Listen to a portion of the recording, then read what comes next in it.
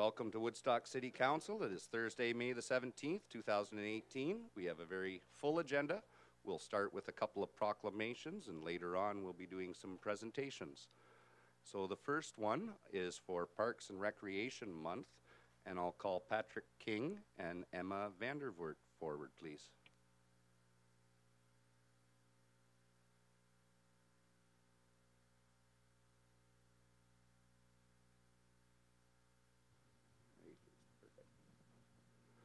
Whereas in the city of Woodstock, we are fortunate to have a variety of recreation and park systems providing countless recreation opportunities for residents and visitors from around the world, and whereas recreation enhances quality of life, helps people live happier and longer, develops skills and positive self-image in children, youth, and builds healthy bodies and positive lifestyles.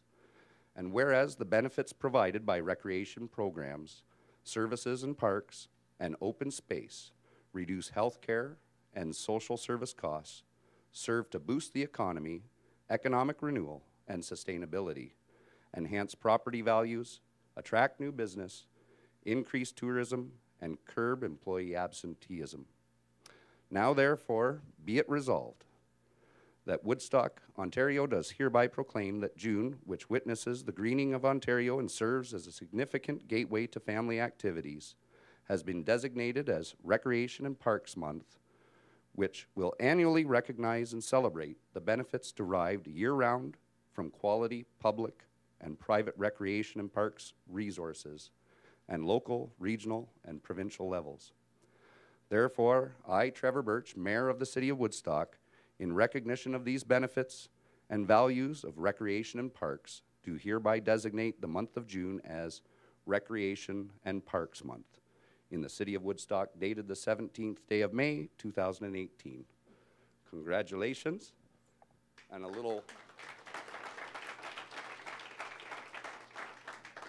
while later, we'll have a report that speaks to how we can all participate in June with special services. Do you have anything to say right now? Just check out the City of Woodstock website for the June's Parks and Recs activities that are coming up. Perfect. Thank you. And we have another proclamation. Whereas, when crime occurs, it does not affect just one person, but their family members and the entire community. And whereas victims and survivors of crime and their families deserve support from their community. And whereas many victim service providers, police officers, and professionals working in the criminal justice system provide assistance to the victims and survivors of crime and their families. And whereas the Victims and Survivors of Crime Week offers an opportunity to raise awareness about victim issues and about the services and laws in place to help the victims, survivors, and their families. And whereas the theme for Victims and Survivors of Crime Week, Empowering Resilience, will help to promote greater understanding of victim issues.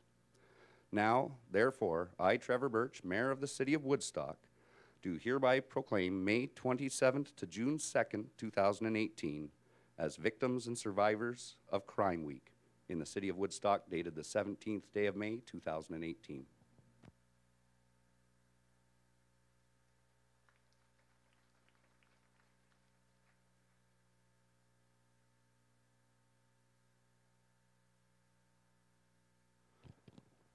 So, disclosure of conflict of interest. Seeing none, disclosure of new business, matters arising from the minutes of the May 3rd meeting. Councillor Shapton. Thank you, Your Worship. Moved by myself, seconded by Councillor Petter, that the minutes of the regular meeting of Woodstock City Council held on May 3rd, 2018 be adopted. Any errors or omissions? Seeing none, you've heard the motion. All those in favor? Carries. Unanimous. Next item is the additions to the agenda. Moved by myself. Shapton. Moved by myself, seconded by Councillor Petter, that the following item be added to the agenda: Department Report A3, Statement of Revenue and Expenditure for the period ending April 30th, 2018. Thank you. You've heard the motion. All those in favor? Carries. Unanimous. Next order of business is presentations, and I'll come back down to the floor. And we have quite a long list. I'll call each group up by name, and we will present and then also allow you a moment to speak. We'll be looking at the camera this way. And then after all the presentations are done, please hold on. We'll do a large group photo with one of those big fancy checks as well.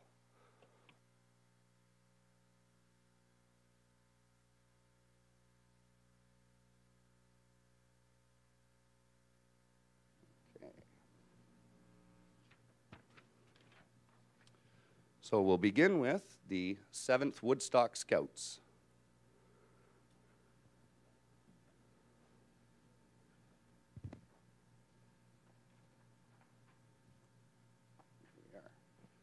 And thank you. Thank you. Give you that. And we'll look this way here. Let you say a few words as well.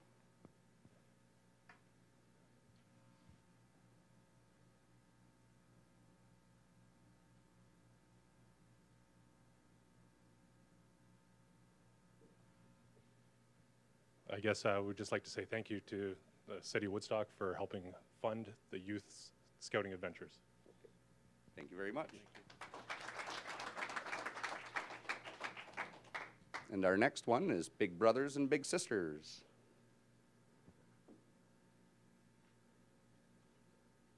Welcome. Thank you. And I'll give you that. Over this way.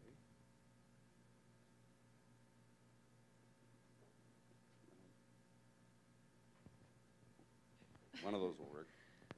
Similar to the Scouts, thank you very much to the City of Woodstock, the agency and the families and the children that we serve. Really appreciate it. Thank you.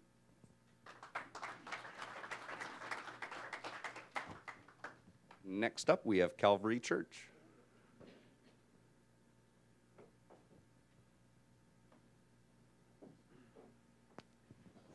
Give you that. Do you want one of those?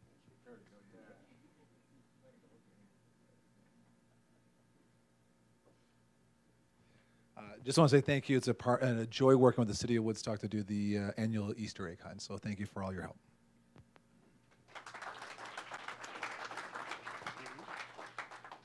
We have the Ontario Genealogical Society.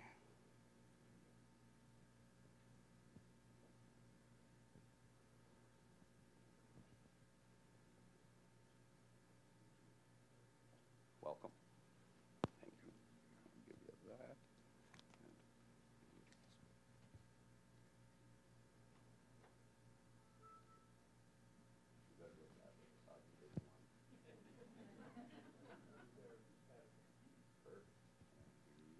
Well, I wrote it down because I'll probably forget it. On behalf of the Oxford County branch of the Ontario Genealogical Society, we wish to express our thanks to the Woodstock City Council for supporting our endeavors in supplying help to those that are researching their family history in Oxford County. If any are looking for their help in researching your family in Oxford County, we are available 5 days a week from 10 o'clock to 4 p.m. We are located in the old governor's house, located in the courthouse square between the courthouse and the old county jail. We thank you very much.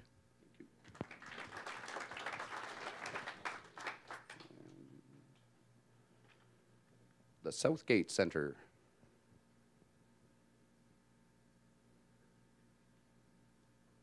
Thank you.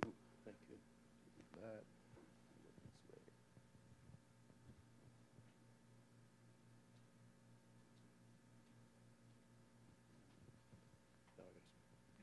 On behalf of the Southgate Center and its roughly 800 members, we thank the city for its continued support. We really appreciate it. Thank you, Trevor.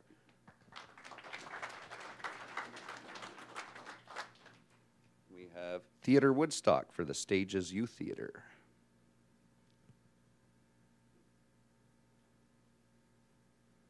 Thank you. Thank you. Here you go.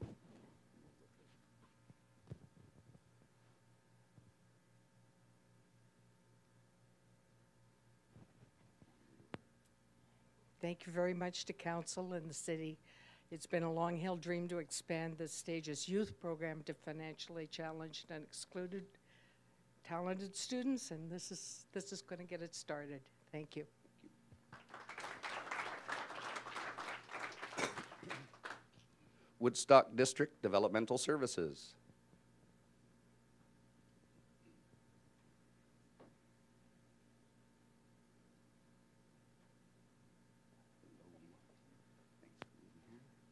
For you.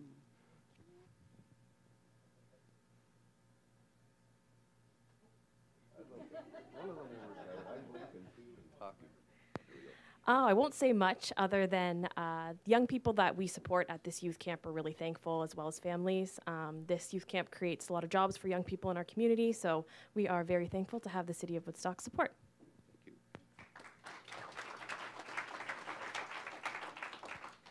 Woodstock Agricultural Society.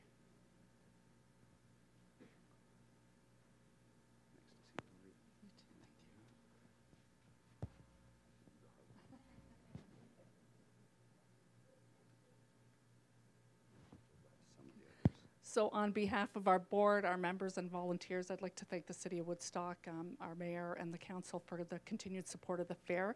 This allows us to continue to provide really fun and educational activities for the kids of Woodstock. And we've now gone to a free admission at the fair, so this helps us to continue to be able to do that and make it more affordable for our families to attend. Thank you.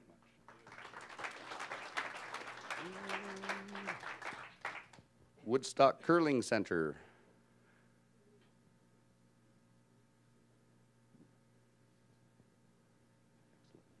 Thanks for coming. Thank you. I'll give you guys that.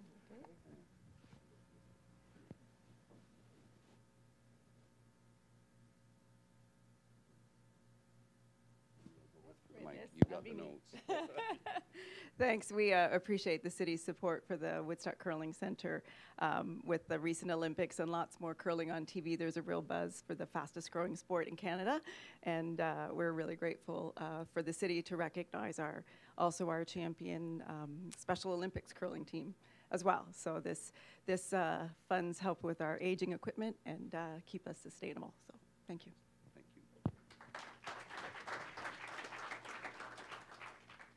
Woodstock Dragon Boat Club. Thanks for coming. Thank you.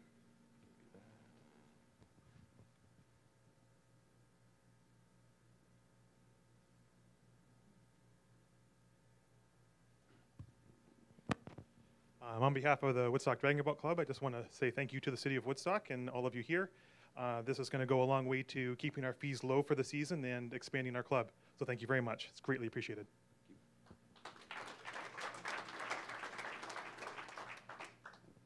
Woodstock Lawn Bowling Club.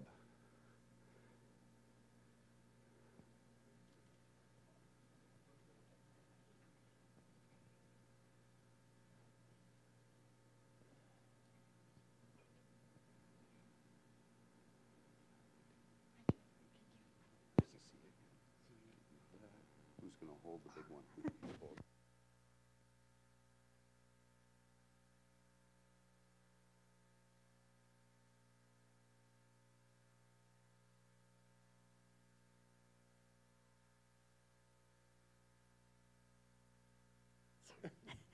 Thank you to the Woodstock City Council for sponsoring the Woodstock Lawn Bowling Club. The grant money will go a long ways to keep our greens in good shape for the year. We do have some equipment that was in needed repair as well. So like the money will help keep our greens in good shape. And anybody out there interested in lawn bowling, come and give it a try. We're there Tuesdays and Thursdays from May 22nd till the end of September.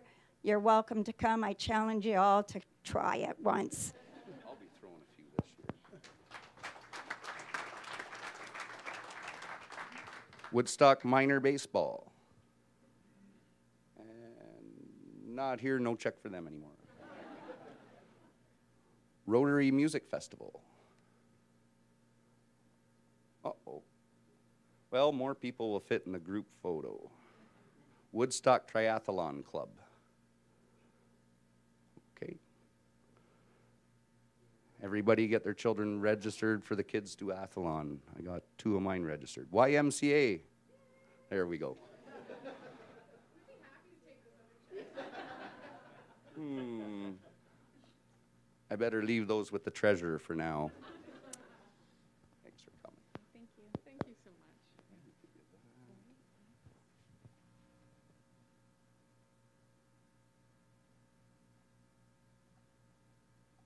I've never felt so short in my life. A little bit hard. Just going to put the heat on me. First of all, this is Amy Luciani, and Amy's a very special person at the Y because she's really grown through the Y as an individual and now is one of our leaders in adult and youth programming. And while this check is not in support of that, she now runs programs for the 6,000 participants that come through strictly for our Friday nights. We have 120 kids that come through the Y for free every Friday night, and Amy's one of their leaders. So I just wanted to share what a wonderful leader she is for the community. And I also wanted to thank you so much for the support.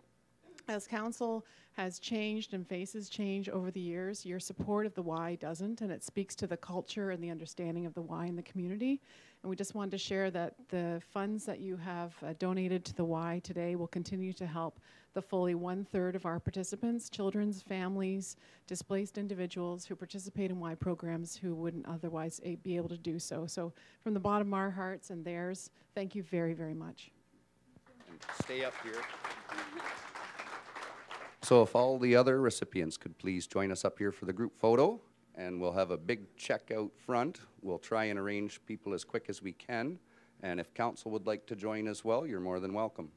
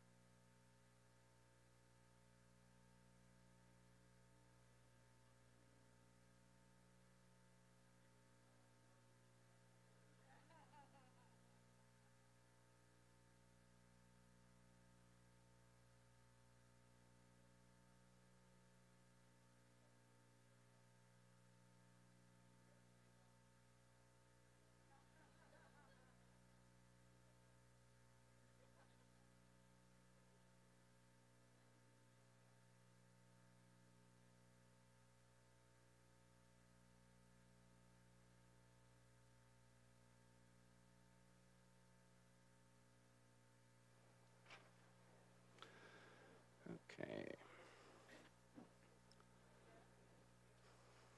And our first delegation tonight is Virginia Armstrong, the manager of the Downtown BIA, and welcome.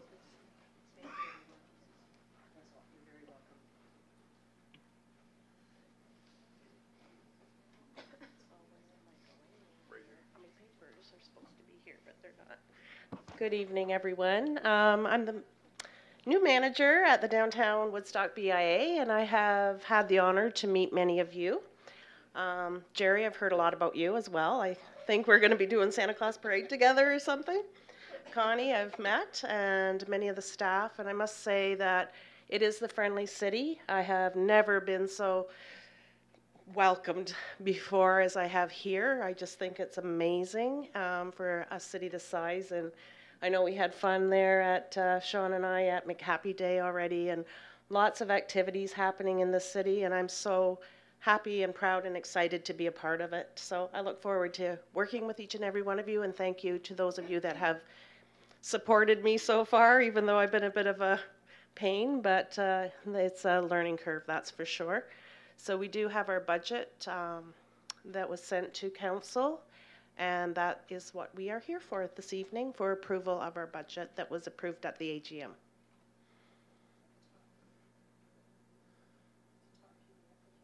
Oh, I have to do I'm not used to that. I'm a town girl, not a city girl. Oh, dear. Then what do I do? Just, okay. How do I do this? Somebody help me. Did I get it? Okay. There I am. So I believe everyone has had an opportunity to review our budget. As I was not the manager, Kelly was manager at the time. We have gone very carefully through our budget to see where our dollars are going, and our membership was in approval. Oh, there we go. Thank you. I'm learning. I said I'm learning. So just keep doing this. Oh, too fast. Has everybody got a copy in front of them as well? So as I'm kind of not scrolling very well here. Sorry.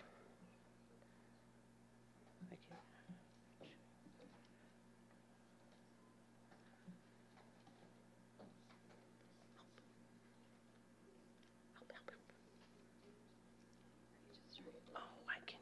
Okay. Perfect. All right. Very hard to see from here. Yes, absolutely. I don't even think I can see it. Okay, got it. Okay.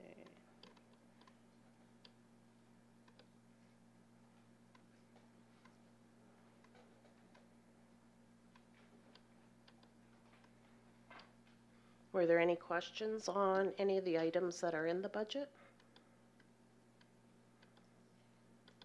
Yes. Councillor Talbot. Thank you, Your Worship. Through to Virginia.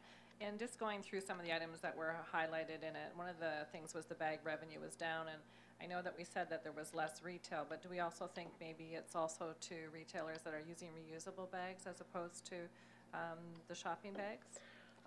That's a very good point. I would believe so. I know we have had actually quite a few requesting them lately, but for sure using the reusable bags is the way to go. So yeah, it has been down a little bit. Further questions of council? Seeing none, thank you very much. Thank you. And for our next item, we would need a resolution in order to add this to the agenda. Councillor Talbot. Sorry, I just have to go back to my thing. I would make a motion that Ms. Catherine DeBoer be permitted to appear as a delegation. Thank you, and seconded by Councillor Shapton. Discussion, seeing none, you've heard the motion. All those in favor? Carries, unanimous. Ms. DeBoer.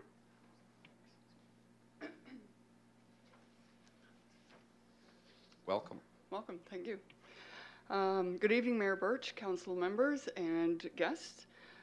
Thank you for listening to a BIA proposal for our downtown crosswalks. My name is Catherine DeBoer, and I'm the BIA chairperson. It is difficult for a pedestrian to cross Dundas Street on any of the 3 unregulated designated crosswalks downtown. You have Reeve Street, Graham, and Perry Street at Dundas. Motorists are not obligated to stop for pedestrians, but it certainly would be a courteous thing to do, and we are the friendly city after all. Sometimes we need to be reminded of that. I have personally experienced standing in the rain or cold weather waiting for someone to stop and let me cross. I have seen parents running with toddlers across the street because dashing is about the only way to get across. And I've seen seniors having the same challenges. Currently, Central Public School is also investigating the hazards that their students face just to get to school. So it shows that there is a real concern. So what I would like to propose is that these 3 crosswalks be painted vividly with tasteful artwork and to include on the leading edge for oncoming motorists to read, "The Friendly City." My hope is that this is going to catch the eye of the driver and perhaps pop the thought into their head that, hey, someone's waiting to cross, and I'm a friendly person, and I'm going to stop and help them out. It will, at the very least, add some color to downtown and a bit of a buzz. Our thought is to have sponsors for each crosswalk and to gather local artists to do the work. The sponsors would have their name on the crosswalk right where you would take your first step to cross. We might even create a contest out of it asking the public to vote on their favorite crosswalk. And the sponsorship money would go back into the BIA coffers, which would be redirected into enhancing the downtown area in new and exciting ways. If Council approves the idea, it is my eager hope that this all come together well in advance of Street Fest. But as I said, it is my eager hope. I need to get sponsors and artists and things of that nature first. It could very well not happen until next year, as I don't feel it would be prudent to do this too late in the season. You know, we don't want to put it down, get all the work done, and then it's snow and salt season again. I have had email discussions with Harold DeHaan and Alex Piggott to ascertain whether legally it can be done, and they tell me it is a very possible thing to do. The Ontario Traffic Manual requires that crosswalks have a white painted border on each side, but whatever happens in between those white lines is another matter. And apparently London has recently done this. They painted a couple of their crosswalks. So today I'm here to simply ask for the go-ahead with this idea before I invest more effort. If granted, then I'm also asking the city will donate some white and yellow paint. If we need other colors for the artwork, it would be covered via the sponsorship money. Besides this, the only other thing when the time comes is to ask the city to close the portion of Dundas Street in order for the painting to happen. I have included some fancy pictures. Now I've got to figure out how to do this thing too. There we go. All right, that's some samples I found on good old Pinterest of some ideas of crossing, painting the crosswalk. So keeping it nice and simple, nothing too complicated, easy to fix up, freshen up when needed, and things of that nature. So that's my request. Thank you for your time. Thank you. Questions of council? Councillor Lauder. Thank you. Through the mayor to Catherine. Would that have to be painted each year? Would it fade out? I would imagine we'd have to look at freshening it up in the spring. So keeping it simple would make that easier. Yeah. And also I was in London today and I did see where they had painted some and it did really look nice and it did draw your attention to there's something going on here. Mm-hmm. So, yeah, thank you. Thank you. Thank you. Further questions of council? Seeing none. Thank you very much. Thank you. And our next delegation is Brian Don Levy regarding the Canadian Cancer Society and the Relay for Life on June 8th. Welcome. Hi, thank you. Hi everyone, my name is Haley Parliament and I'm the Community Fundraising Specialist at the Canadian Cancer Society here in Woodstock, but for all of Oxford County. And I'm thrilled to be here today as our Relay for Life is just 22 days away. Relay for Life is celebrating its 19th year in Woodstock and in Oxford County, where it's raised $7.7 million in our community alone for our neighbors, family, and friends who face cancer. The Survivor Victory Lap at the beginning of the event, the luminary ceremony in the middle, and coming together as a community is how we celebrate, remember, and fight back at Relay for Life to ensure that no one faces cancer alone. Each year, a community champion is chosen to take the stage, share their story, and tell us all why they relay. This year, our community champion has taken on this role in full force, pinning our communities during Daffodil Month in April, acting as inspiration to the Relay for Life Planning Committee, fearlessly sharing his story throughout the county, as he will here tonight, and already raising nearly $1,000 with his Relay for Life team, Bad Neighborhood. It's my pleasure to introduce the 2018 Relay for Life Community Champion, Brian Don Levy. Thanks, Haley. And thank you, Council, for this opportunity. I must admit it feels a little different standing here than sitting in the back in media row. And this is a little more uncomfortable. Haley's already given you some of the technical details of Relay for Life, and I look forward to seeing many of you here. I've been honored to be chosen the community champion, and that job, as Haley says, is drumming up support and telling my story. I've appeared before every municipal council in Oxford County, and I must tell you the response and support have been overwhelming because we wanted to make this a county-wide event rather than just focused in Woodstock. My Bad Neighborhood team has a representative from each municipality, and Oxford will be represented. Now on to the boring part, my story. Last May, I was diagnosed with metastatic squamous cell carcinoma on the neck with an occult primary. In Dick and Jane terms, that's a cancerous tumor on my neck that came about as a result of cancer someplace else in my body that they cannot find. If I last 5 years, I'll be free and clear of that cancer. If it shows up before then, unfortunately, the survival rates are not very good. I must tell you, I heard little of what the doctor had to say after the word cancer. When he said cancer, my first reaction is, I am going to die. And folks, I know that was the reaction of many people close to me. Brian has cancer, and he's going to die. I want to talk about the part of the disease that no pill, no elixir, no machine can cure. That's the emotional and psychological damage this disease causes not only to the victims, but to the people around them. One of the goals of Relay is to point out to survivors and their caregivers that they are not alone. The power of not being alone is amazing. In the Reader's Digest version of my travels, August 14th, 2018, I started radiation. August 18th was the first of what was supposed to be 3 chemo treatments. August 21st, I'm lying on a gurney, hearing Code Blue, Princess Margaret Hospital, 3B, Nurses Radiation Station, Code Blue, and I'm laying there thinking, hey, that's me. This is kind of cool. No, Brian, this is not cool. I was transferred to the cardiac intensive care unit at Mount Sinai Hospital, and later that week, my heart rate, originally through the first Code Blue, my heart rate was at 22 before they brought me back. Later that week, the heart rate started to drop again, so I got moved up the surgical list and had a pacemaker installed August 25th. August 29th, I restarted radiation. August 31st, found me back in the emergency ward at Mount Sinai with pneumonia. That was followed by a couple of weeks where I could not keep any food in my system, and my entire life was being fed to me through IV bags. I was told I was only going to get 1 chemo because any more would probably kill me. I spent days being dragged out of bed, put in a wheelchair, and wheeled from Mount Sinai to Princess Margaret for radiation, and then wheeled back to bed. Going through the tunnel, I knew there was one door, that if I got out of the wheelchair and went through that door, I was up the stairs and on University Avenue, and folks, I was gone. And excuse my French, but I didn't give a rat's ass if I lived or I died. I was that tired of just everything going on. And what happened in those days?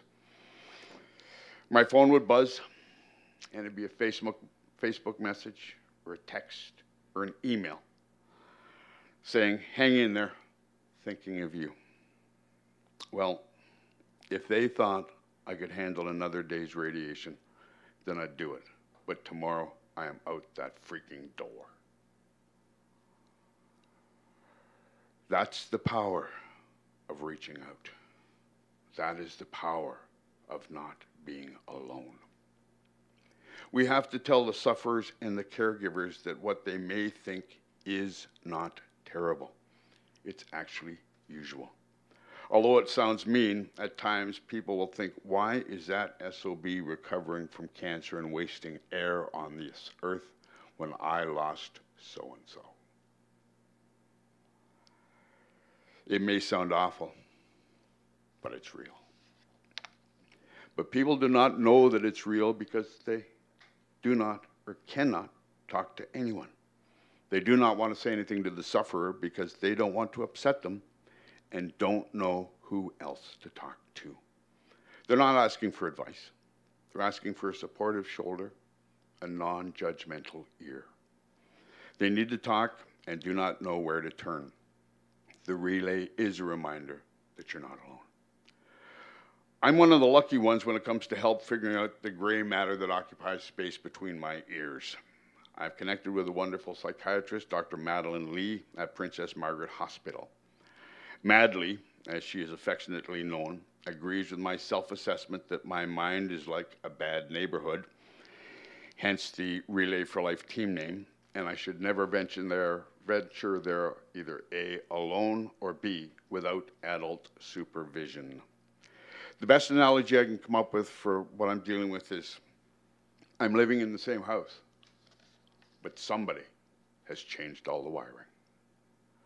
I'm hoping to return to work, but I have to deal with the emotional and psychological damage caused by the disease. I'm dealing with post-traumatic stress disorder, you know, that whole almost dying a couple times thing. Another thing is called cancer-related cognitive impairment or chemotherapy-related cognitive dysfunction, or the short version, chemo brain. The other battle is cancer fatigue, which is a tired sleep will not cure. It's a long process and things may never be right, which is frustrating. I want my game back.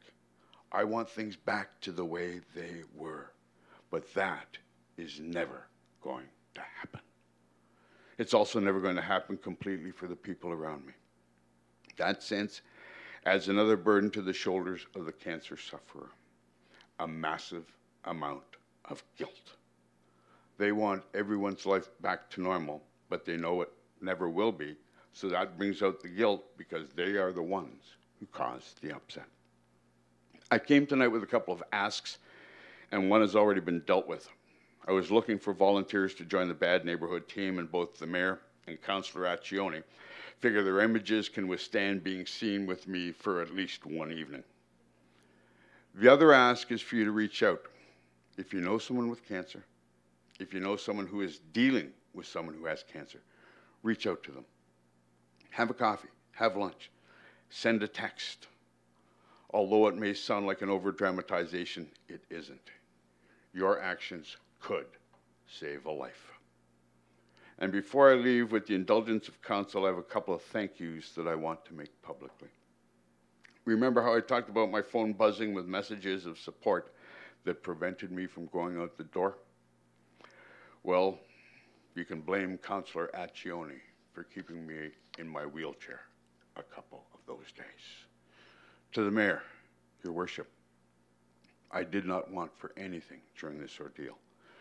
Whether it was coming into Toronto to bring me home for the weekend or taking me back, prayers, offers of more support, you were there, and I thank you. The other two people I want to thank were a little more personal. My mother's in the crowd tonight, and I cannot tell you how valuable her love and counsel have been to my recovery. The only way I can think to try and repay that debt is to be the son you want me to be, one you can be proud of because of my work with others. The final one is also familial, and this is to the Director of Administrative Services, Patrice. You're amazing. You've been there without question from the very start. You are the sister everyone wishes they had. For someone who works with words for a living, they fail me now. So all I can offer you is tell you that I love you and thanks. For everyone else, please reach out. Remember, do not tell yourself I'm not supposed to feel this way. Well, folks, if you were not supposed to feel that way, you wouldn't. Offer a shoulder, offer support, offer encouragement.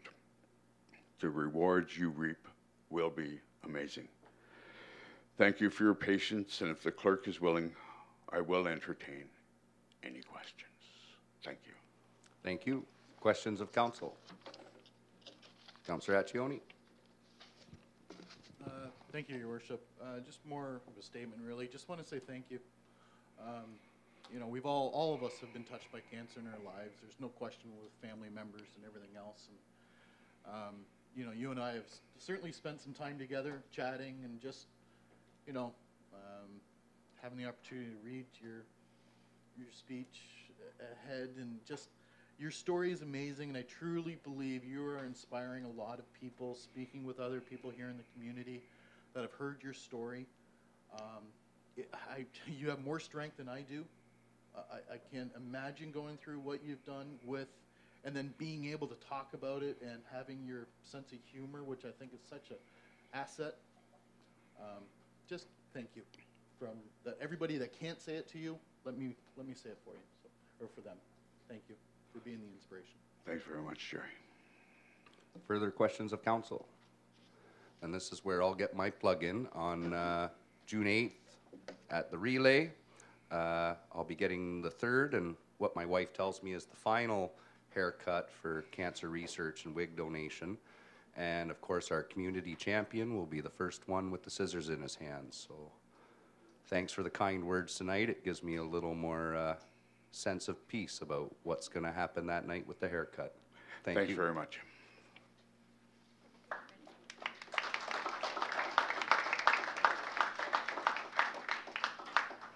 And our next delegation is Christine Scrimger regarding our consolidated financial statements for the year 2017.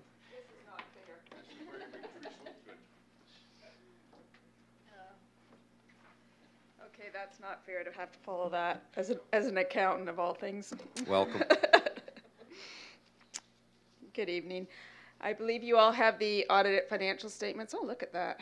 And I do know how to work this, sort of. So first off, this is the independence letter, which just indicates that I've conducted the audit independently and signed by our firm. So that's that. Then we get into the financial statements for the City of Woodstock. This is, so they are draft financial statements with the date of tonight's date. Those charged with governance is council, and once you've approved these, they will become final. Actually, this looks like this is the trust fund one first. Sorry. Apologize. So the trust funds are those revenue or those balances that have been left to the city versus via various, sorry, I'm trying to do two things here at once, through various vehicles, and council cannot change what these funds are for. They've been stipulated by either bequests or things like that. And so the interest and donations received is your revenue, and then monies are transferred over to the city as projects are completed that meet the criteria of those funds. And then in the note to the financial statements at the end are the balances that make up that total. So this note here would indicate the various balances of each of the funds. And the one with the big change in the year was the Good Beginnings Gym Club. Other than that, they're all fairly consistent with the prior year. Any questions on that financial statement? Okay, seeing none, then we go to the actual city consolidate financial statements. So just so the council is aware, I have met with the library board this past week, and then the Board of Management also had their financial statements approved at the end of April. So both of those. So when it says consolidated, it is including both of those as well. Again, dated as of tonight's date, and it is a clean audit opinion. Just so council knows, when I say a clean audit opinion, my materiality that we calculate is $950,000 for the year 2017. However, that does not mean I only look at transactions over $950,000. There are statistical samples of all of your revenues and all of your expenses done by us as auditors, ensuring procedures are being followed and properly recorded, and we didn't find anything in those procedures, so that's why it's a clean audit opinion. I'll just go through and highlight the major changes. Under the financial assets, really consistent from year to year. Cash is down a bit, but accounts receivable is up on almost the exact amount. Under liabilities, you have significantly about $6 million more liabilities this year than last year, and really that's just a matter of time. A couple things played into that. One is we did a reassessment of the post-retirement benefits. So those are benefits that are owing to employees upon retirement, but that we start to accrue at this point in time and do it on a present value calculation. The city does hire an actuary to provide that calculation, and with police and fire, that's the major portion of that increase. So that's really one of the big parts of the increase in the liabilities. The other part is some accounts payable assets that we were committed to buying at the end of the year that we had already put in our order for, and there was about $2 million of those. And then the part that I think council should be most interested in is under this non-financial assets. So you'll see the capital assets last year versus this year. The city has done an incredible job of reinvesting in capital assets over the last couple of years. And in fact, there's about a 13, between capital work in progress, which are just projects that are not yet completed, not yet amortized, and tangible capital assets, there's about a $13 million increase. So that's above the amortization that you've booked against those assets. So we're using up the assets, that's the amortization, but we're replenishing them at in excess of 13 million. And doing that, we are still up above with the net long-term liabilities. Our debt is not gone up by a great amount there. We issued about 1.8 million and paid off 1.1, so we're up about $700,000. So replenishing the assets, keeping up with our TCAs that are required for services provided. Coming down to our accumulated surplus at the end of the year, 248 million, which is a big number, but you'll see that the majority of that is in tangible capital assets in your capital works in progress. Any comments or questions on that statement? The next statement is your consolidated statement of operations and net assets, accumulated surplus. So you'll see we did have significant increase in revenues, and a good portion of that is both the interest on the reserve funds, which is then transferred over to the reserve funds under investment income, and then our tax revenue. So we had a pickup of about $1 million in net subs and write-offs for the year that we above budget. So that was the main increase there, and that really flows through to the surplus at the end of the year. Under expenditures, it looks like we overspent 66 million versus 54. 8 million of that is your amortization that we don't budget for. 2 million of that was the increase in your post-retirement benefits. And then just under planning and development, you'll see there that is the land we hold for resale, costs of that. We did a lot of transactions this year, so other revenue includes the sale of those lands, and then the planning and development, the costs of lands. Coming down to a revenue over expenditures, so you'll see even with all of those new assets and the amortization of those assets, we're still in a positive cash flow position on the operations of 308,000, which is the line that I look at to make sure that we're covering our amortization costs, which we are. And then the revenue and expenses below in the other section are related to capital, and so we show them down here because they're not reoccurring each year. It depends on what grants are available. Donated capital is assumed subdivisions and assumed assets that we, upon development completion. Any questions on that? I won't go through everything, every line by line. I'll just comment on page 5 of my statements. This is a good picture, so you'll see the amortization of the capital assets just under $8 million, and then the pickup of the new assets of the 24 million. And then the notes to the financial statements, which are fairly consistent with prior years. You'll note that we did have a lot in these notes about the Woodstock Hydro and the sale of that. That's now gone because it's happened outside of the parameter of these comparative figures. And the note on the actual surplus is probably the one which is right here. Note number 9 breaks down the accumulated surplus by the components, and you'll see your operating surplus is just over $2 million, which the director has provided a report previously on.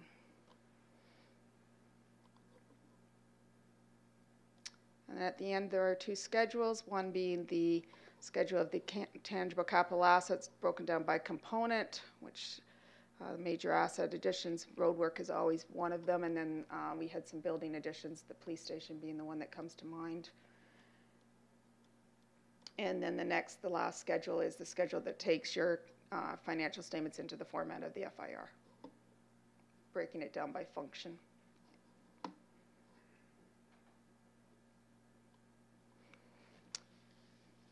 Entertain any questions if anyone has any. Questions of council? Seeing none, thank you again for a thorough job. Thank you. I just want to thank, she doesn't like this, but I will anyway, Diane Campbell, particularly. We've gone from she went into a new format, maybe kicking and screaming a little bit at the beginning. I kind of encouraged it and bought some caseware, new accounting software, and it's been great. And she's, you know caseware. Anyway, it's been a great addition, and she's done a great job with it. I want to thank her and then the director as well. Thank you very much. That is it for delegations. So consideration of delegations.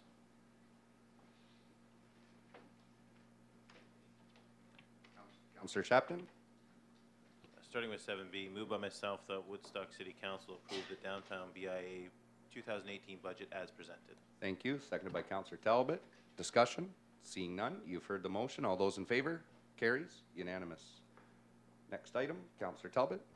I'll move that Woodstock City Council support the concept of artwork on downtown crosswalks in principle and request that the Board of Management of the Downtown Woodstock Business Improvement Area submit a formalized request to City staff for consideration in accordance with Council Policy, CS 013, Public Art Policy. Thank you. Seconded by Councillor Lauder. Discussion? Seeing none, all those in favor? Carries. Unanimous. Next item, Councillor Accioni. Moved by myself that the presentation from the Canadian Cancer Society regarding the Relay for Life event being held on June 8, 2018 be received as information. Thank you. And seconded by Councillor Tate. Discussion? Seeing none, you've heard the motion. All those in favor? Carries. Unanimous. And the next item, Councillor Lauder. I'll move that the draft 2017 consolidated financial statements for the City of Woodstock and the trust funds as prepared by Scringer and Company be approved, and further that Woodstock City Council accepts the statements of independence to management or persons having oversight responsibility for the financial reporting process with respect to the corporation of the City of Woodstock within the meaning of the rules of professional conduct of the Institute of Chartered Accountants of Ontario as of May the 17th, 2018 by Scringer and Company. Thank you. And seconded by Councillor Petter. Discussion? Seeing none, you've heard the motion. All those in favor? Carries. Unanimous. And next item is consideration of planning reports. Councillor Petter. I move that Woodstock City Council approve the proposed zoning bylaw amendment file ZN 8-1805 for lands comprising Lot 33, Part Lot 34, Plan 55, Parts 1 and 2, 41R, 6790 in the City of Woodstock to rezone the subject lands from Residential Zone 2 to Special Residential Zone 2 to facilitate the development of a street-fronting townhouse comprised of 3 dwelling units on the subject lands, and further that comments received from the public were reviewed and were considered in Council's decision to approve the application. Thank you. And a seconder, Councillor Shapton.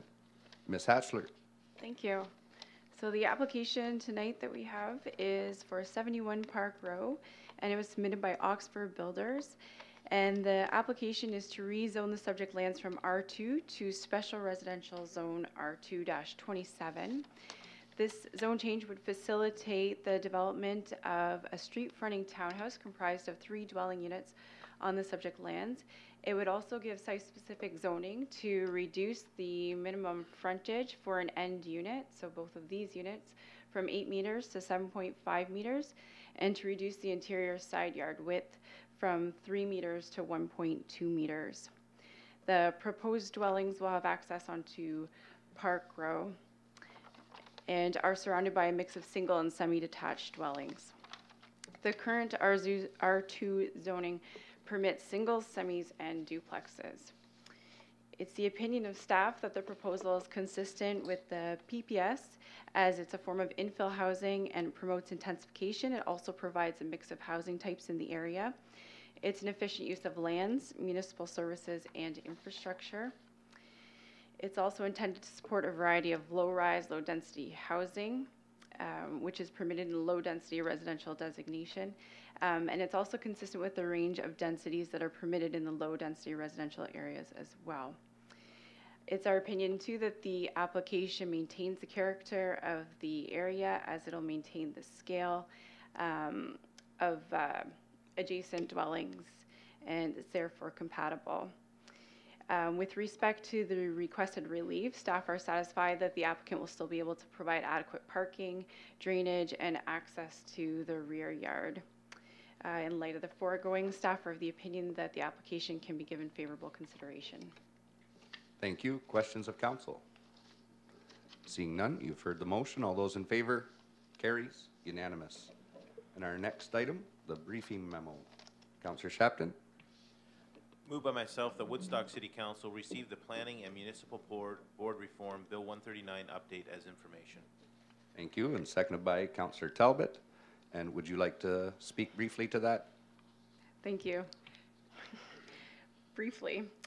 So in April of this year, Bill 139 came into effect, which replaced the Ontario Municipal Board with the Local Planning Appeal Tribunal, which we refer to as the LPAT.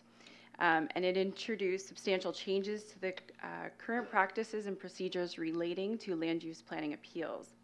The changes are an attempt to streamline and simplify appeals, as well as decrease the total number of appeals. It's to establish a support center to provide legal and planning advice to residents for matters before the tribunal, basically to simplify it for our residents. It's to limit the tribunal's ability to overturn municipal decisions that adhere to the official plan and to the provincial policy statement, as well as give municipalities more control over local planning and shelter major planning decisions from appeals. These changes largely affect decisions related to official plans, OPAs, and zone changes. The hearing process for site plans, consents, minor variances, and plans of subdivision will largely remain the same. However, it's our understanding that these hearings will be scheduled within 6 months as opposed to the 8 to 12 months that we have generally experienced in the past. It's also our understanding that the majority of the hearings will be conducted as written hearings unless determined otherwise by the tribunal. In the event that an oral hearing is required, only parties to appeal may provide oral submissions, and they will be limited to 75 minutes in length. Additionally, no new evidence can be introduced, and only the tribunal may call on and examine expert witnesses. This is a significant change from the OMB system, and it's intended to create faster, more efficient, and cost-effective hearings that are less adversarial than they have been in the past. Finally, what's most noteworthy, in our opinion, to council and municipal staff is the significant change for council and staff is that the requirement for there's now a requirement for an enhanced municipal record that will require municipalities to clearly demonstrate in writing how their decision on planning matters are consistent with the provincial policy statement and how they conform to the official plan. Additionally, a number of changes will most likely need to be made to applications and notices, which I believe the clerk's department has already undertaken. And I think the final thing I wanted to note was that any existing appeals that the city has open right now or that are open within the city will be handled through the Ontario Municipal Board system and not through the new LPAT system. And I think that's it. If council has any questions, I'm happy to answer them. Thank you. Questions of council? Seeing none, I think you did a very thorough job. You've heard the motion. All those in favor? Carries. Unanimous. Next item on the agenda is correspondence from the Woodstock Hospital Foundation. Councillor Tate. I'll move that the request received from the Woodstock Hospital Foundation regarding in-kind support from various city departments for the 22nd Annual Dairy Capital Walk Run on May 26th and 27th, 2018 be approved. Thank you. And seconded by Councillor Accioni. Discussion? Seeing none, you've heard the motion. All those in favor? Carries. Unanimous. Next item on the agenda is the additional financing for the bulk item and household hazardous waste depot. Councillor Talbot. Move that Woodstock City Council approves issuing an additional $188,000 in debt to finance the balance of the household hazardous waste depot project, and the necessary bylaw be read. Thank you. And the seconder, Councillor Petter. Discussion? Seeing none, you've heard the motion. All those in favor? Carries. Unanimous. Next item is the final tax rates. Councillor Lauder. I'll move that Woodstock City Council approves the final tax rates and that the necessary bylaw be read. Thank you. And the seconder, Councillor Tate. Discussion? Seeing none, you've heard the motion. All those in favor? Carries. Unanimous. And we'll get some information out in the near future about what it means to the average property owner now that we have all of those rates. Right now, there's a small shift that occurs with the multi-residential rate decreasing through the county rates. And that shifts about $9 over to the average homeowner. When you combine the education, the county, and the city, and that change with the multi-res as well as some of the others, for the average home, it's about $32 a year. So less than $3 a month with all the enhanced services that we're offering. So very good news. Next item is the Statement of Revenue and Expenditures. Councillor Accioni. Move that Woodstock City Council receive the Statement of Revenue and Expenditure for the period ending April 30th, 2018 as information. Thank you. And the seconder, Councillor Shapton. Discussion? Seeing none, you've heard the motion. All those in favor? Carries. Unanimous. Next up, we have some more streets that will be under construction. Councillor Shapton. Moved by myself that Woodstock City Council award the tender for the reconstruction of Grosvenor Street and Leinster Street to 2008422 Ontario Limited, operating as EuroX Construction in the amount of $1,418,788.06, inclusive of HST. Thank you. And the seconder, Councillor Petter. Discussion? Seeing none, you've heard the motion. All those in favor? Carries. Unanimous. And we have the building permit fees report. Councillor Tate. I'll move that Woodstock City Council receive the building permit fees report as information. Thank you. And seconded by Councillor Accioni. Discussion? Seeing none, you've heard the motion. All those in favor? Carries. Unanimous. And the asset management status report. Councillor Lauder. I'll move that Woodstock City Council receive the asset management status report as information. Thank you. And seconded by Councillor Petter. Discussion? Seeing none, you've heard the motion. All those in favor? Carries. Unanimous. And next up, we have the amendments to the school zones. Councillor Accioni. Moved by myself that Woodstock City Council refer the amendments to the traffic bylaw school zone report to the bylaw section of the meeting. Thank you. And the seconder, Councillor Lauder. Discussion? Councillor Lauder. Through the mayor to Mr. Dahan, would you like to just give a little brief of what this is all about? Your Worship, through the councillor. Basically, this is the necessary bylaws that need to be passed to put into effect the school zone policy that council approved a couple of months ago. So basically, lowering the speed in front of all schools, grade school and high schools, as well as putting parking restrictions in place in front of all the schools also. And the whole idea came to, to help make things safer for the students as part of that.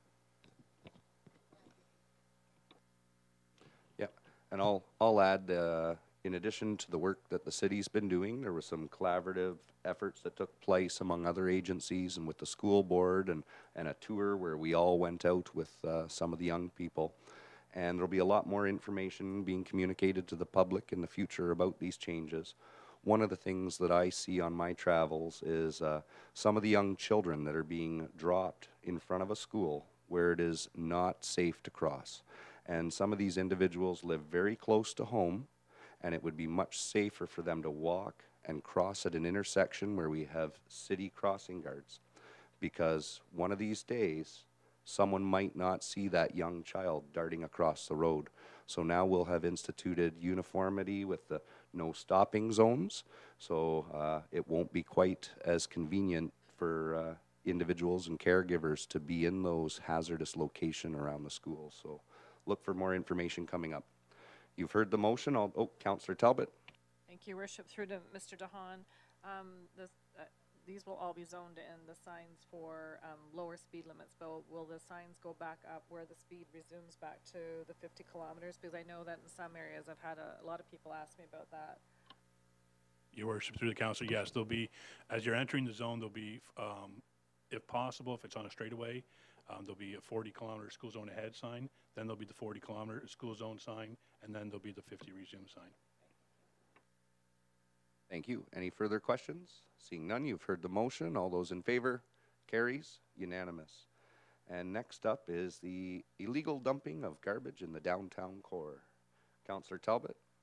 I'll move that Woodstock City Council approves the proposed short form wording and set fine submission as listed in Appendix A and B, and further that City Council authorizes the City Clerk to make the necessary application to the Ministry of the Attorney General to seek approval for short form wording and set fines associated with Municipal Code Chapter 771, Yards, Lots, Clearing, Sections 4.1 and 4.2, and Chapter 731, Garbage, Recyclables, Collections, Sections 3.4 and 4.22.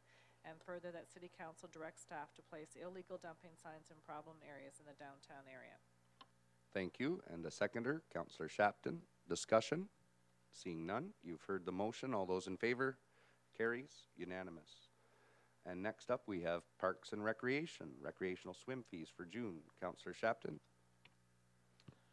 Moved by myself, the Woodstock City Council approve a temporary fee reduction to $2 for all ages recreational swimming on Tuesday, Thursday, and Friday evenings in the month of June in recognition of Parks and Recreation Month.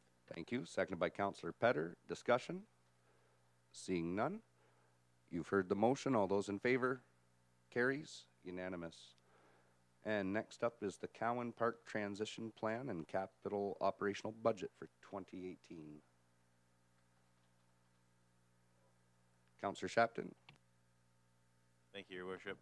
Moved by myself, the Woodstock City Council approves the transition plan allowing the city to assume operational responsibility of Cowan Park on Monday, June 4th, 2018, and further that the 2018 capital budget be amended to include $100,000 for the purchase of a 14-inch contour mower to be financed from the Equipment Replacement Reserve, and to include $25,000 for the replacement of soccer goals to be financed from the reserve for capital projects, and further that the 2018 revenue fund budget be amended to include expenditures of $175,086 and revenues of $22,260 for the outdoor sports field at Cowan Park, and further that the 2018 revenue fund budget be amended to include expenditures of $138,905 and revenues of $51,900 for the indoor facility at Cowan Park, and further that the 2018 revenue fund budget be amended to include financing of $200,000 from the Parks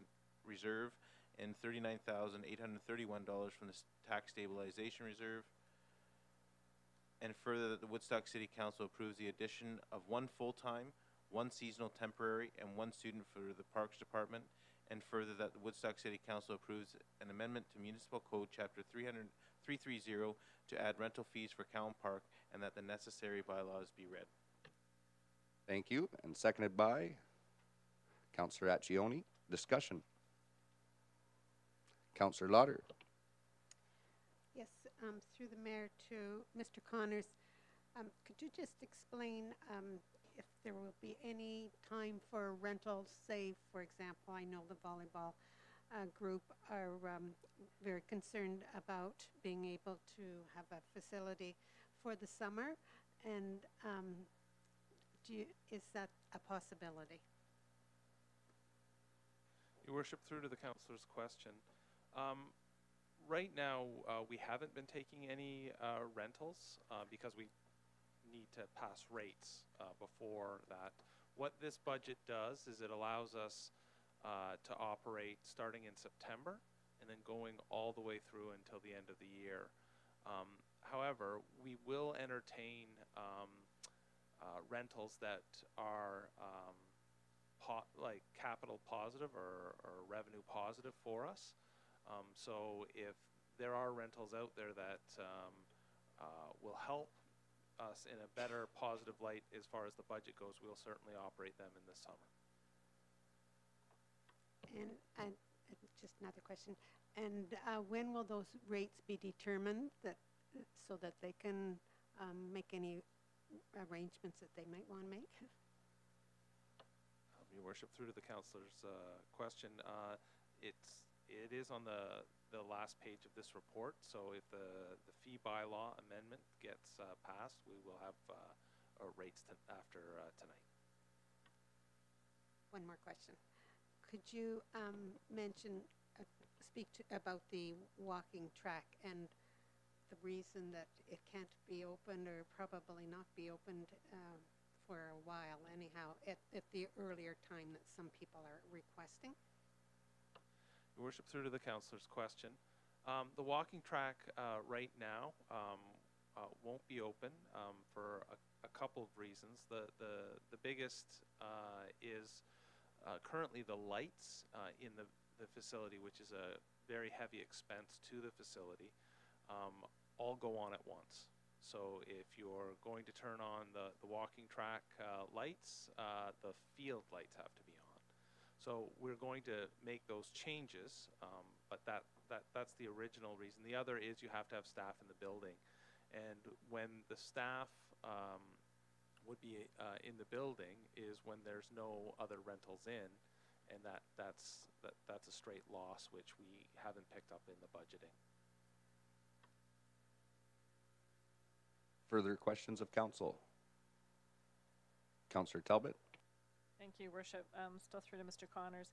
I guess in the same vein as what Councillor Lauder was talking to in regards, as you're probably aware, we have a lot of signatures that have come forward about the walking track, and I hope people are patient with us. I mean, this is a big undertaking for us that we weren't planning on acquiring, and it is going to cost a lot of money to bring the fields back to what they need to be back. And I think, and as you said, doing the lighting and everything, those are all things. So patience is always a virtue, but it is going to take us time to get a handle on the facility and how we're going to use it and how we're going to man it. But it's definitely, by the signatures that were given to us tonight, it's obviously something, and I think the people that signed it are looking to the fall, because with the summer now, hopefully can get out and walk those areas. But I hope that we, because of how they have the ability to access the actual walking track, if there's data that we can capture from that to find out when the peak times are,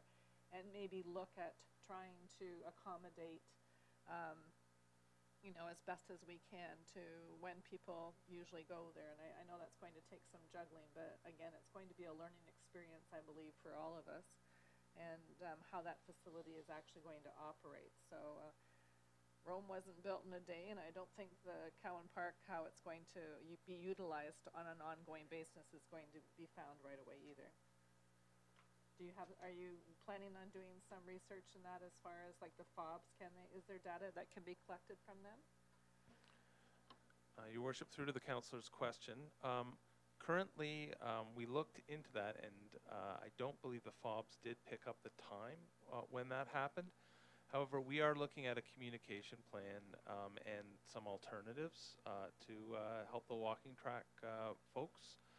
There is a walking track, an outdoor walking track, that is 650 meters away. That's the same distance. It's just outside. That's the piece. But we certainly are in a tight, because this is outside of the budget. We're in a tight spot for the first 8 months, really, until a new budget comes in, and that would increase the cost a lot if we were just to open to the hours that the soccer club had the walking track open for.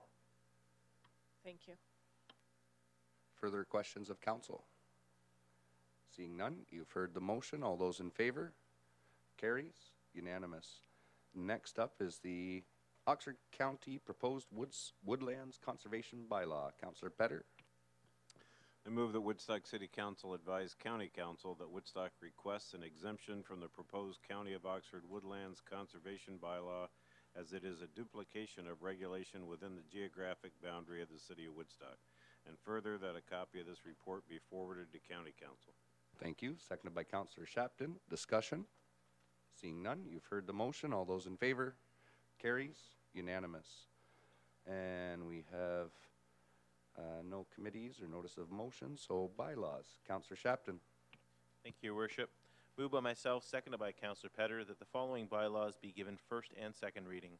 9200-18, a bylaw to amend zoning bylaw number 8626-10, as amended, ZN 81805 71 Park Row. 9201-18, a bylaw to govern and regulate the finance, to provide for the adoption of tax rates, and to further provide for penalty and interest in default of payment thereof for 2018. 9202-18, a bylaw to amend traffic bylaw 8021-04 as amended. 9203-18, a bylaw to amend City of Woodstock Municipal Code Chapter 330, Fees, Charges, Schedule C4, Cowan Park. 9204-18, a bylaw to provide additional long-term financing for the Household Hazardous Waste Depot project. Thank you. You've heard the motion. All those in favor? Carries. Unanimous. Councillor Shapton. Moved by myself, seconded by Councillor Petter, that the following bylaws be given third and final reading, 9200-18 through to 9204-18 inclusive. Thank you. You've heard the motion. All those in favor? Carries. Unanimous. And tonight we'll start with Councillor Talbot. Thank you, Worship. I'll just keep it short and just hope that we have some good weather this weekend for Victoria Day. The park is already filled with rides and people, so with any amount of luck that will continue on. And Monday is the parade, and I actually am going to get to judge, so that means I should be able to hear all the bands this time. So I've got the best seat in the house. Thank you. Thank you. Councillor Shapton. Thank you, Your Worship. Just a couple of things. This week is Police Week, so I'm sure that we've seen and heard of all the activities that our police are doing, and a huge thank you to all of the members, both uniform and civilian and auxiliary, that do so much to make sure our community is safe, so thank you to all of them.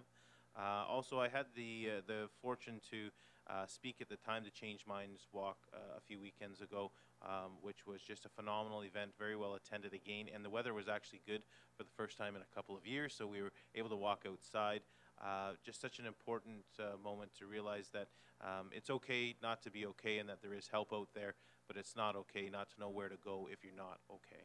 So getting the information out there as to where you can go, just reach out and don't be afraid to do so. Mayor Birch mentioned at the beginning of council, the Kids Do, which I know my son has taken part in since the inception, is June 24th, this 2018. It's down at the park. It's a phenomenal event. It's for kids ages range 3 to 13.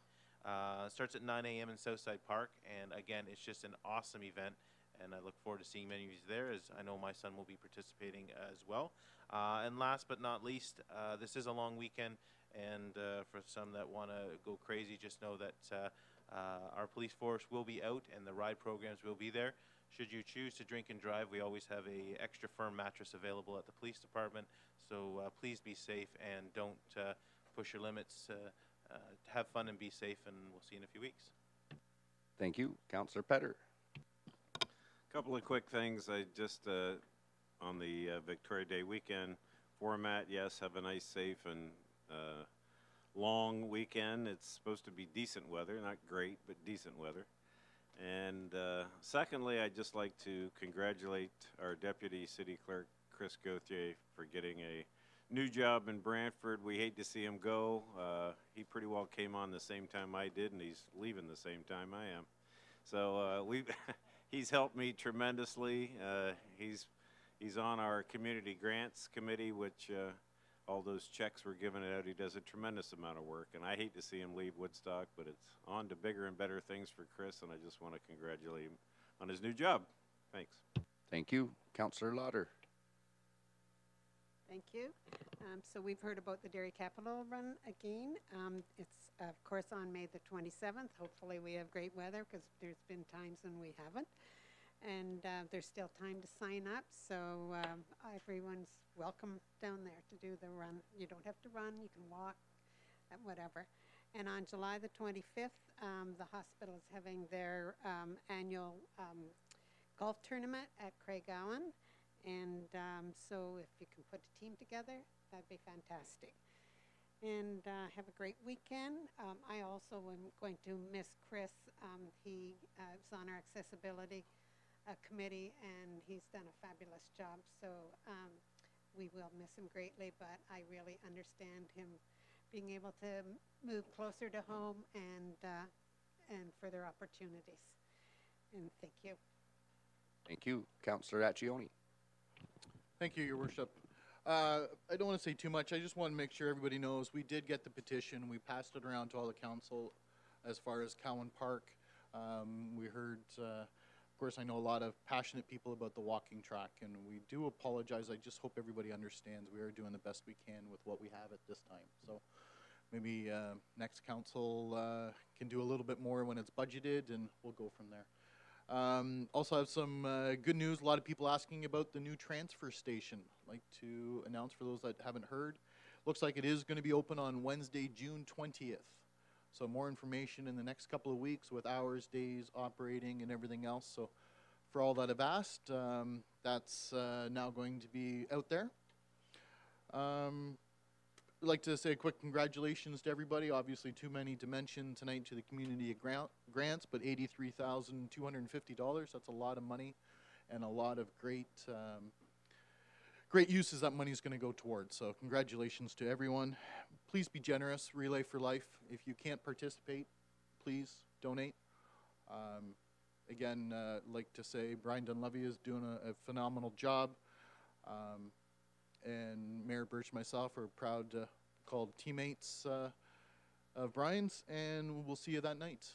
Happy long weekend, everybody. Please be safe. Thanks, everybody. Thank you. Councillor Tate. Just have one thing, just in case Councillor Talbot is away, perhaps for her birthday. I just want to congratulate on her big birthday coming up. She's going to be like 40 again.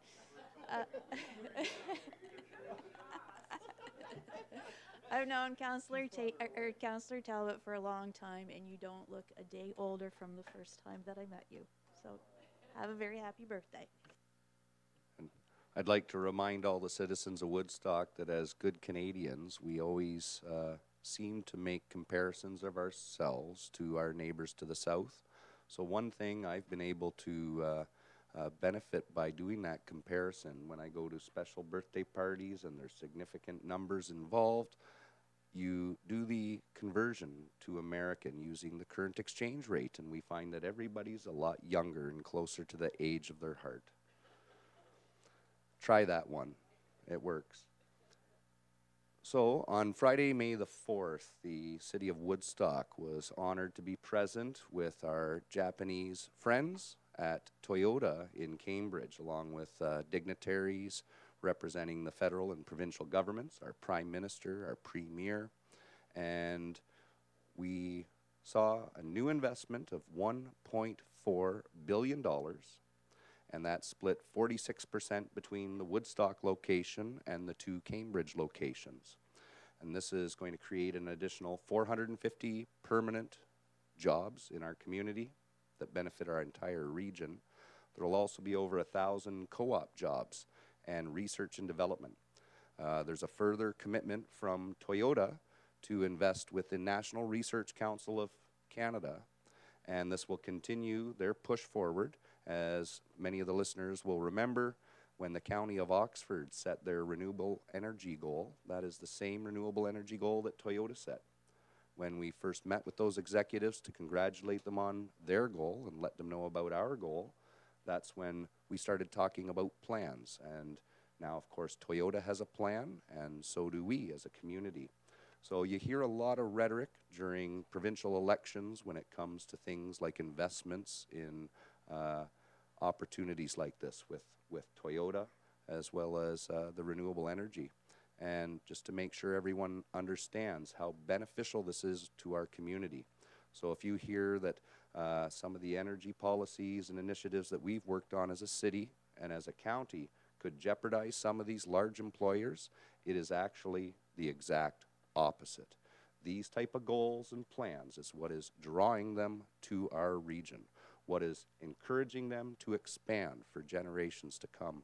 So that was an amazing day for the city of Woodstock and for the future for some of our grandchildren that have yet to be born.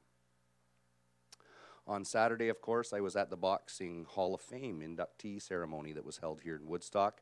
I've got quite a few pictures where I'm a little self-conscious because some of those guys are in pretty good shape. I have had so many follow-up messages from these individuals. These people came from all over Ontario, from all the way to Windsor, all the way up to Ottawa and other parts in between. They stayed here for the weekend in the city, and they have already committed to holding it here again for next year, and they're looking at having a permanent home for a boxing Hall of Fame museum. So great job to all the citizens that welcomed those individuals and the hotels that were booked solid for that. On the 6th, of course, we had all of those great walks that took place. The Kids Help Phone Walk, the MS Walk. We heard about the Time to Change Minds Walk. We also had the Battle of the Atlantic, and what a stellar job done by all of the cadets this year. We did have, again, a few incidents that took place with some of the cadets, but we're looking at making sure we make improvements to the format of that special ceremony in the future, and they did such an amazing job. They've been working hard, and we also have the official grand opening of the Legion coming up in the near future, so look for more information on that. On May the 7th, I was able to have my vacation day with Taylor Lease from Rock Carrier as the junior mayor. And one of the first things that I spoke to her about after she had those chains around her neck in the classroom was if she was asked by anyone about the potholes. Here is the reason why we can't do permanent fixes during those freeze-thaw cycles, and here's when we can do the fixing.